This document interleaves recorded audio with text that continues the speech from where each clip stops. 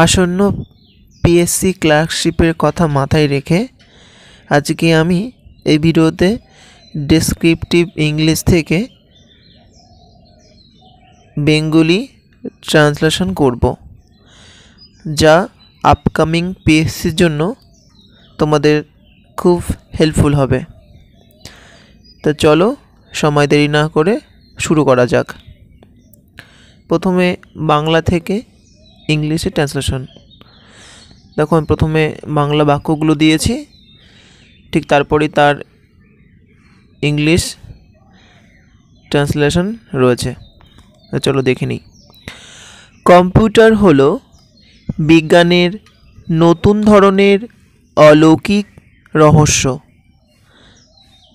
অর্থাৎ computer is the new miracle of science.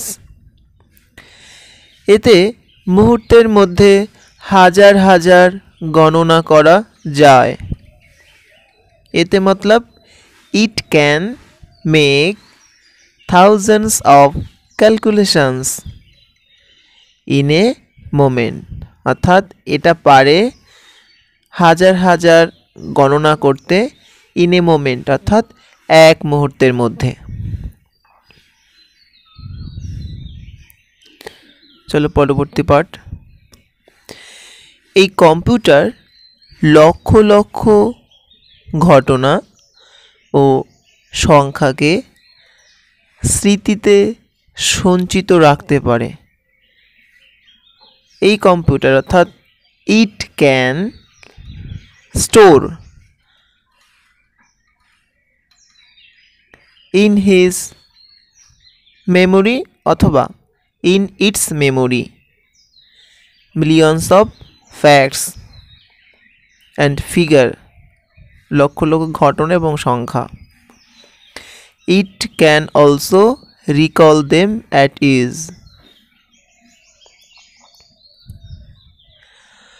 ভারতে কম্পিউটারের ব্যবহার দ্রুত গতিতে বাড়ছে। In India the use of computer is growing rapidly. উন্নত দেশগুলিতে ব্যাংক, দোকান, বিমান পরিষেবা, অফিস, লাইব্রেরি সর্বত্রই কম্পিউটার ব্যবহৃত হচ্ছে। ইন ডেভেলপমেন্ট বা ইন ডেভেলপড কান্ট্রিজ, অর্থাৎ উন্নত দেশগুলিতে কম্পিউটারস মানে কম্পিউটারগুলো আর ইউজড ব্যবহৃত হচ্ছে। ইন ব্যাংকস ব্যাংকে, শপসে, এয়ারলাইন্সে, offices and library and everywhere. Bharatvarsha computer প্রযুক্তির অগ্রগতিতে আগ্রহী।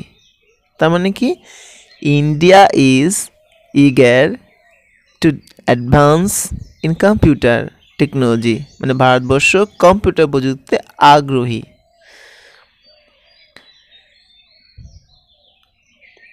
মনে হয় কম্পিউটার ভবিষ্যৎ মানব সভ্যতার উপর প্রাধান্য বিস্তার করবে।